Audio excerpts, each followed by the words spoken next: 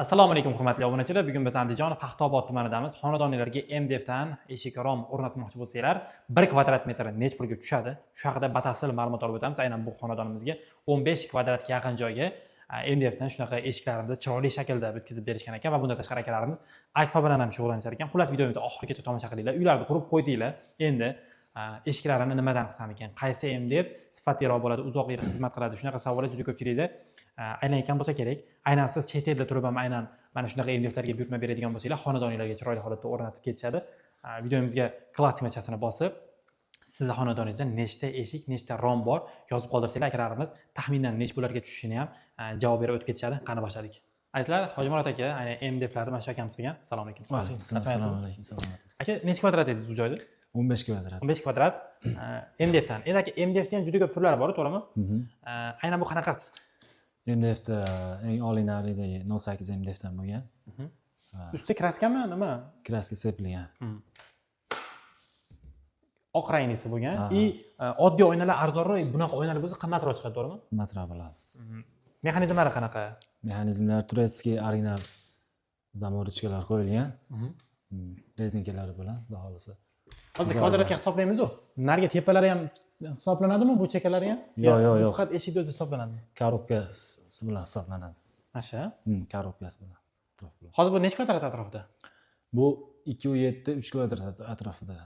1 kvadrat metri hamma xizmatimiz bilan necha pulga tushadi mashina? 1 million 300 ming so'mga to'g'ri keladi. 1 million 300 ming so'm 1 kvadrat metri. 3 kvadrat bo'lsa 2 million 900 ming so'm atroflariga boradi. Shunaqa. Bitta shu MDF 3 million 900 ming so'm. O'rnatib berish hamma xizmat ichida. Endi bu ikki qanotli eshikda, to'g'rimi? Ikki qanotli eshik. Endi bu yerda ham bor yana eshik. Aynan romga ham qo'ysa bo'ladimi MDFdan? Bo'ladi, ha. Misol, mashina bilan bir xil rang, bir xil sifatda romga ham o'rnatsa bo'ladi. Uni kvadratlari arzonroq yuradimi, qimmatroqmi? Romniki arzonroq yuradi. Qancha, misol uchun, aynan shunaqa bo'lsa romniki necha pulga tushishi mumkin? Rom bu yer shunaqa rom bo'lganmi? Bor ekan. Romni ko'rsanglar bo'ladi. Bu necha pulga tushadi? Rom 1 million so'mdan to'g'ri keladi. Oddiy oyna qo'yilgan. Bu ham krashinli. Krashinli MDF. Krashinli MDF. Kraskasi o'chib ketmaydi. Yo'q, o'chmaydi. 3 slot, 4 slot sepiladi. Bu oynalar ham ichiga kiradimi? Hozirgi aytib o'tgan narxingizni? Oynalari hamma narsasi ichida bo'ladi. Ha, oddiy oyna bo'lsa necha pul bo'ladi, xuddi shu? Oddiy oyna bo'lsa 1 million 100 ming so'm. Bu yoqda. 200 ming so'm arzonroq chiqadi kvadratda oynasiz.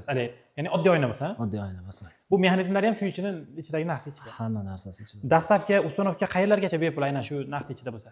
Ustunovkasi Toshkentgacha, O'zbekiston bo'ylab dastavkalar qilib beramiz.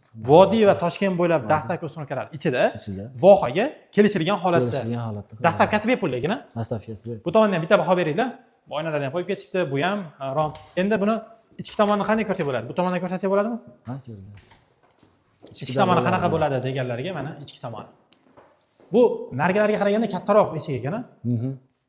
Qalinligi necha santimetr qalinlikda bo'ladi? 4,7-5 santimetr bo'ladi. Keyin bu холодный pressda emas, горячий pressda bosilganmi shunda hozir? Albatta. Горячий press. Endi ularni MDF sohasida yurganlar bo'lsa, ular tushunishadi-yu. Endi aynan xuddi shunaqa, faqat rangi boshqacharoq tanlasangchi. Kimdir remontni seriyroq rangi yoqadi, kimgadir oq, kimgadir MDF deganda men korishneviy svetni tushunaman. Misol oyog'imiz ostida turibdi, xuddi shu svet menga MDFni anglataveradi-da. U arzonroq chiqadimi, qimmatroqmi agar shunaqa rang bo'lsa? MDF ikki xil bo'ladi, suxoy bo'ladi, keyin lakrovniy MDF bo'ladi. Lakrovniy MDFlarimiz arzonroq bo'ladi. Zavodskiy bosilgan MDFlar. Ularni 850 ming so'mdan qilib beryapmiz kvadratni. Tushunarli. Hozir demak, bu joyda kvadrat metri 15 kvadrat bo'lsa, to'g'rimi? Aha. Hozir bitta hisoblaymiz. 15 kvadrat 1 million 300 ming so'mdan. 1 million 300 ming so'mdan.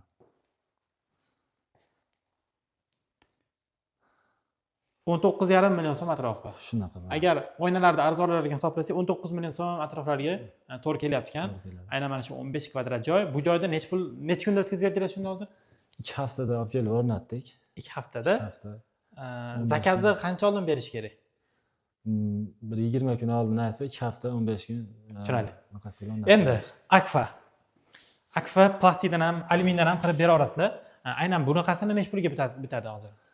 Bularda 650 ming so'mdan kvadrat metrini alyuminiylarda o'rnatamiz. Plastik qimmatroq. Plastik qimmatroq bo'ladi. Bo'ldi.